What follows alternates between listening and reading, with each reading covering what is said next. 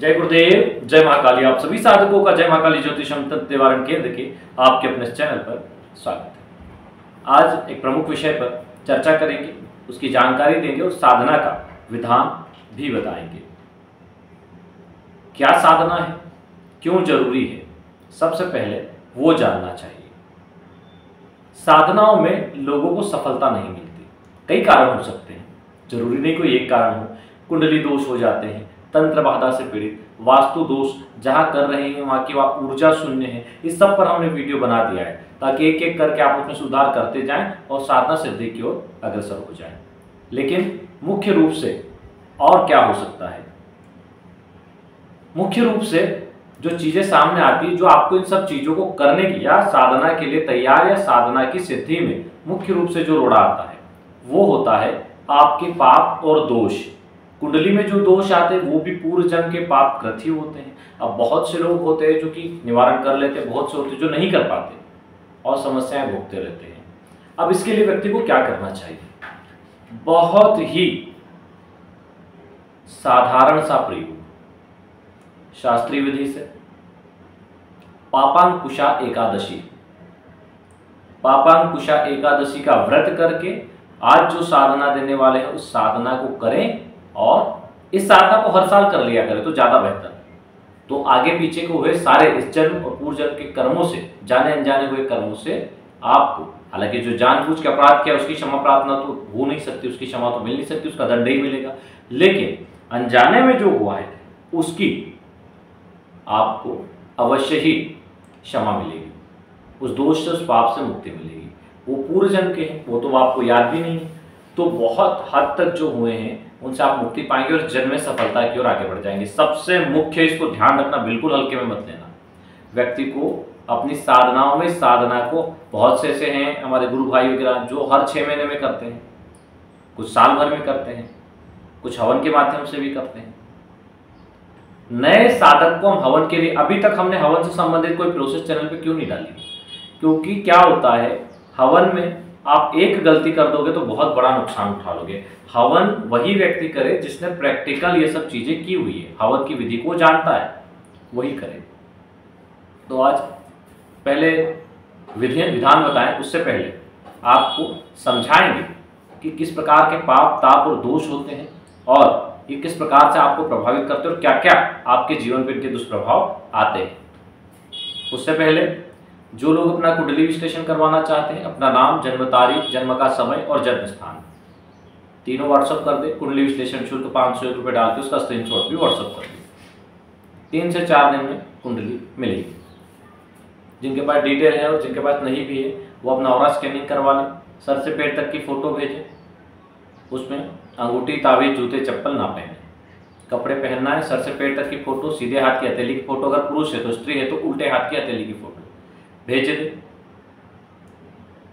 उससे आपका aura scanning हो जाएगा। उसका शुल्क 1100 रुपये, वो डाल के उसका स्क्रीनशॉट व्हाट्सअप कर दे। इससे आपको पता चल जाएगा कि आपका अगर कोई तंत्र बाधा है पता चल जाएगा, कोई चक्र आपका डिस्टर्ब है पता चल जाएगा, ग्रहों की स्थिति पता चल जाएगी, कोई बंधन दोष, नजर दोष है तो पता चल जाएगा, पितृ दोष आदि कोई है, जन्म के बाद भी लगा है। कई बार कुंडली में पितृ दोष नहीं आता है क्योंकि जन्म के बाद लगा है, तो फिर वो पितृ दोष आपको कैसे पता चलेगा? तो ये ऑरा स्कैनिंग में पता चल जाता है कि आपको पितृदोष जन्म के बाद लगा हुआ है, ताकि आप उसका निवारण कर पाएंगे। तो बढ़ते बढ़ते आपकी प्रगति को बाधक बन जाएगा और कोई नई नई समस्याएं देना शुरू कर देगा। तो इसलिए ऑरा स्कैनिंग आवश्यक है। जो लोग कुंडली करवाते हैं वो ज़्यादातर ऑरा स्कैनिंग भी करवाते ही हैं, ताकि सारी चीज़ें एक ही बार में क्लियर हो जाए। आप पता चल जाता है आपको क्या नौकरी करना है, व्यापार करना है। आपको कुंडली विश्लेषण करवाते हैं, उससे पता चल जाता है आपको नौकरी करना है, व्यापार करना है, कौन सा करना है। तो इस प्रकार आप सारी चीज़ों को पता कर लेंगे और जब आपको सारी चीजें पता रहेगी और दोष निवारण आदि करते हुए आगे बढ़ेंगे तो उसका लाभ होगा। और ऐसी अवस्था में अगर पापांकुशा साधना कर ली जाए तब तो सोने पे सुहागा, और करना ही चाहिए हर साधक को। वैसे ये पापांकुशा एकादशी को ज़्यादा प्रभावी होती है, लेकिन वो समय निकल गया है, लगभग मार्च के लगभग में आती है।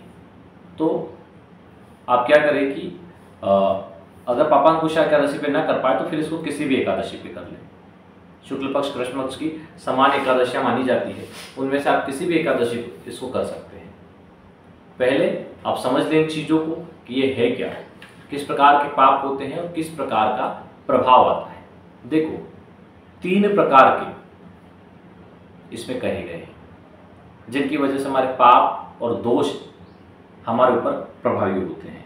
3 प्रकार के कर्म हमारे मनुष्य जीवन में जो शास्त्रीय पद्धति से उनको 3 भागों में बांटा है, संचित, प्रारब्ध और आगामी यानी क्रियामान। संचित कर्म क्या होते हैं? संचित कर्म वह होते हैं जो जीव अपनी समस्त दैहिक आयु के द्वारा अर्जित किए गए होते हैं, जो अभी कर रहा है। और प्रारब्ध क्या है? प्रारब्ध का अर्थ है जिन कर्मों का फल अभी गतिशील है, उसे वर्तमान में भोगा जा रहा है। और आगामी यानी वे कर्म जिनका फल अभी आना शेष है, ये जो पूर्व जन्म में हमने किए हैं या इस जन्म में भी पूर्व में किए हैं और उनका फल आना शेष है। इन 3 कर्मों के अधीन मनुष्य अपना जीवन जीता है। प्रकृति के द्वारा ही ऐसी व्यवस्था रहती है कि उसके पूर्व जन्म के कर्म संचित हैं, परंतु दुर्भाग्य यह है कि मनुष्य को उसके नवीन कर्म भी भोगने पड़ते हैं। फलस्वरूप क्या होता है? उससे अनंत जन्म लेने पड़ते हैं। एक ही जन्म में वो इन सब क्रियाओं को पूर्ण नहीं कर पाता। क्यों? क्योंकि उसके पास मार्गदर्शन नहीं। अगर वो पूर्व जन्म और इस जन्म के पापों को काटने पे सबसे ज्यादा ध्यान दे तो ये जन्म तो जीवन जो उसका है ये तो भाग्यशाली हो ही जाएगा और जन्म जन्मांतर की प्रक्रिया से भी व्यक्ति मुक्त हो जाएगा। जो कार्य जीव द्वारा अपने देह में होता है उसे ही अपने कर्म कहते हैं। इसके भी कई भेद हैं, उस विषय पर फिर कभी बात करेंगे, परंतु एक तरीका है जिससे व्यक्ति छल दोष पाप को नष्ट कर सकता है। ठीक है, भविष्य के लिए इन चीजों पर अंकुश भी लगा सकता है ताकि उससे कोई गलती ना हो। दिव्यता को प्राप्त कर सकता है और उसका एकांकी मार्ग है साधना मार्ग। यह मार्ग साधना का ही है, क्योंकि साधना से ही अनिश्चित स्थितियों पर पूर्ण विजय प्राप्त की जा सकती है। साधना का अर्थ होता है किसी भी चीज को, किसी लक्ष्य को साध लेना, और यदि साधना तंत्र मार्ग के अनुसार हो तो इससे श्रेष्ठ तो कुछ हो ही नहीं सकता। इससे उपयुक्त स्थिति और कोई हो ही नहीं सकती, क्योंकि भगवान शिव ने स्वयं महानिर्माण तंत्र में माता पार्वती को तंत्र की विशेषता के बारे में समझाया है। भगवान ने कहा है, हे देवी, कली दोष के कारण ब्राह्मण या दूसरे लोग जो पाप पुण्य का विचार करते हैं वे वैदिक पूजन की विधियों से पापहीन नहीं हो सकते। मैं बार बार सत्य कहता हूँ कि संहिता और स्मृतियों से उनकी आकांक्षाएं पूर्ण नहीं हो सकती। कलयुग में तंत्र मार्ग ही एकमात्र विकल्प है। यह सही है कि वेद पुराण स्मृति आदि भी विश्व को किसी समय मैंने ही प्रदान किए थे, परंतु कलयुग में बुद्धिमान व्यक्ति तंत्र द्वारा ही साधना कर इच्छित लाभ पाएगा। कौन कह रहा है? भगवान शिव मां जगदम्बा से कह रहे हैं, महानिर्माण तंत्र में। अब इससे ज्यादा क्या प्रमाण चाहिए? तो पापांकुशा साधना वही साधना है जिससे व्यक्ति अपने सब प्रकार के दोष, चाहे दरिद्रता हो, अकाल मृत्यु हो, बीमारी हो, कुछ भी हो, उसे समाप्त कर सकता है। संचित कर्मों को, पाप कर्मों को नष्ट कर सकता है। यह उच्च कोटि की साधना है। 3 दिवसीय साधना है। वैसे से पापांकुशा एकादशी पे करना है, ना हो तो आप किसी भी एकादशी पे इसको कर सकते हैं। इसके लिए आपको एक यंत्र चाहिए, समस्त पाप दोष निवारण यंत्र और हकीक माला। आपको क्या करना है? सर्वप्रथम ब्रह्म मुहूर्त में उठकर स्नान आदि से निवृत्त हो जाएं, सफेद धोती धारण करें और पूर्व दिशा की ओर मुंह करके अपने सामने बाजोट पर सफेद वस्त्र बिछाकर एक प्लेट में सफेद पुष्प और यंत्र स्थापित करें। गणेश जी और गुरुदेव की फोटो या प्रतिमा को स्थापित कर दें और आप गणेश पूजन करें, गुरुदेव पूजन करें। उसके बाद यंत्र का पंचोपचार पूजन करें, फूल नैवेद्य आदि चढ़ाएं, मीठा कुछ भी चढ़ा सकते हैं। और इसके बाद 1 माला गणेश मंत्र, 1 माला गुरु मंत्र या 4 माला गुरु मंत्र भी कर सकते हैं। उसके बाद जो पाप दोष निवारण मंत्र आपको देंगे, बोल के नहीं बताएंगे, यहाँ पर टाइप होगा, आप देख लें, क्योंकि जो मंत्र हम बोल के बता रहे थे उनकी अब अनुमति नहीं है, इसलिए हम आपको सिर्फ स्क्रीन पे दिखाएंगे, आप मंत्र नोट कर लें। तो उस मंत्र की 21 माला जप करनी है। इसी प्रकार आपको 3 दिन तक ये प्रक्रिया करनी है। आप मंत्र को स्क्रीन पर देख लीजिए।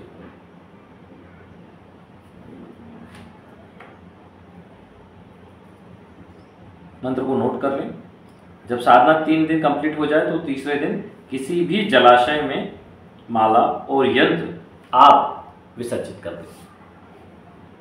जब आप ये 3 दिन की साधना करेंगे तो आप देखेंगे हर दिन आपका शरीर हल्का होता जा रहा है। बहुत से लोगों के साथ समस्या आती है। आपने एक चीज़ देखी होगी कि पूजा पर बैठते तो बासी आती है, शरीर भारी हो जाता है, उच्चाटन हो जाता है, पूजा करने का मन नहीं होता। ये क्यों होता है? ये आपके पूर्व जन्म के पाप कर्म है जो आपको करने नहीं देते।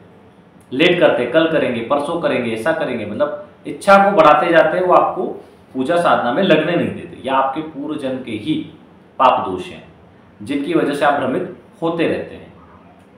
तो कैसे इनसे छुटकारा पाया जाए? पापांकुशा साधना के माध्यम से, कुंडलीय दोष निवारण के माध्यम से और उपाय के माध्यम से। देखो आज आप क्या कर रहे हो, चलो पूर्व जन्म के आप पाप कर्म भोग के वैसे ही परेशान हो रहे हो, लेकिन नया भी तो आप कुछ ऐसा नहीं कर रहे हो जो आपके पुण्यों में गिना जाए। अब बहुत से लोगों से हम पूछते हैं कि आप अच्छा काम कर रहे हो, बोले साहब हम किसी का बुरा नहीं करते। ये अच्छा काम थोड़ी, ये तो आपका धर्म है कि आप किसी को बुरा नहीं करो, लेकिन अच्छा क्या करो। तो अच्छे कर्मों के लिए हमें क्या करना चाहिए? कोई भूखा मिल जाए, ढूंढो, कहीं ना कहीं मिल जाए, खाना खिला दो। कोई पानी की व्यवस्था करो कहीं ना कहीं पे, ताकि गर्मी में ऐसी जगह जहाँ लोगों को पानी की बहुत आवश्यकता और नहीं मिल रही हो वहाँ पानी मिले। ज़्यादा से ज़्यादा पीपल, नीम और बरगद लगाओ। नर्सरी में आजकल सब मिल जाते हैं, रेडीमेड लाओ और शमशान में लगाओ। या कहीं ऐसी जगह हो जहाँ पर पेड़ पौधों की बहुत आवश्यकता हो, आपके गांव के आसपास कोई बस स्टैंड अगर हो, वहाँ पे छाव ना हो, वहाँ लगाओ, उसकी सेवा करके उसका बड़ा कर दो। इस प्रकार पेड़ पौधे लगाओ तो प्रकृति का भी आशीर्वाद प्राप्त होगा। आपके ऊपर जो पितृ दोष वगैरह है उनके प्रभाव कम होंगे। पूर्व जन्म में आपने पेड़ पौधे काटे होंगे, उससे संबंधित दोष समाप्त होंगे। तो कुछ न कुछ अच्छे कर्म करते रहो। आप 21 सोमवार का व्रत ले लो कि हे प्रभु हम 21 सोमवार तक आपका प्रतिदिन जलाभिषेक करेंगे, हमारे समस्त पूर्व जन्म के पाप दोषों से हमें मुक्ति दो। और करो 21 दिन तक भगवान का जलाभिषेक पूर्ण भाव के साथ, सुबह 4-5 बजे उठ के, फिर देखो चमत्कार। तो करना पड़ेगा, ऐसा नहीं है कि कोई विधि पहले से बनी हुई है वही विधि करेंगे तो हमें लाभ होगा, ऐसा बिल्कुल भी नहीं है। ये चीज हमें भी स्टार्टिंग में सही लगता था कि कोई विधि हमें जहां से मिलेगी हम उस विधि को करेंगे, उसी से लाभ होगा। सच है, वो प्रमाणिक विधियां होती है जिनको करने से सीधा लाभ हो जाता है। वो कब? जब हम आर्थिक रूप से उसको करें। जैसे गौर लक्ष्मी, स्थिर लक्ष्मी अपने आप में बहुत चमत्कारी प्रोसेस है, लेकिन जैसे पाप दोष निवारण करना है तो उसके लिए हम कुछ और भी तो कर सकते हैं। भोले बाबा है, उनको मनाओ, तो 21 दिन का व्रत ले लिया, डेली उनका जलाभिषेक कर रहे हैं, पूजन कर रहे हैं और उनसे डेली क्षमा प्रार्थना करते, समस्त इस जन्म और पूर्व जन्म के पाप और दादों क्षमा करें, हमारे पितरों को मोक्ष प्रदान करें और प्रभु सदैव धर्म संपन्न रहें, सुखी, स्वस्थ और संपन्न जीवन व्यतीत करें। ऐसा संकल्प लो, डेली संकल्प लो, डेली करो, फिर देखो। तो कभी कभी आपके अंतरात्मा से भी आवाज आती है कि ऐसा कर लो, लेकिन आप नहीं करते, आपको लगता है कि कहीं गलत ना हो जाए। तो जब ऐसी कोई आवाज आए तो अपने गुरु से इस चीज पे चर्चा करें कि क्या मैं ऐसा कर लूं, न जाने क्यों मेरा ऐसा करने का मन हो रहा है। जैसे हमारे पास कई फोन आते कि गुरु जी ऐसा कर ले, क्या इस पूजा को करने का बहुत मन हो रहा है, इस साधना को करने का बहुत मन हो रहा है, लेकिन विधान नहीं मालूम। तो हम बता देते हैं उनको कि ऐसे ऐसे करो। जब वो कर लेते हैं उनके रिजल्ट बहुत अच्छे आते हैं, क्योंकि उनके पितृ, उनके कुल देवी देवता ही उन्हें ये प्रेरणा देते हैं कि आप इस प्रकार से इस क्रिया को करो, आपके जीवन में आने वाली ये संकटें, ये विपदाएं, ये संकट ये दूर होंगे। व्यक्ति आज अपने आप में ही परेशान है। आपको जरूरत है चैतन्यता की, आत्मविश्वास की और उस ऊर्जा की जो आपको इस अंधेरी दुनिया में एक दीपक बना सके या सूरज बना सके।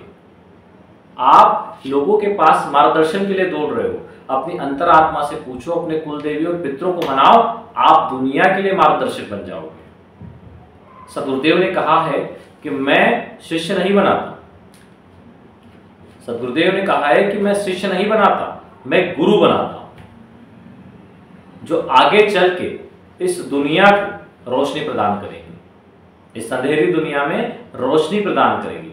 ये हमारे सदगुरुदेव ने कहा है और वो हो रहा है।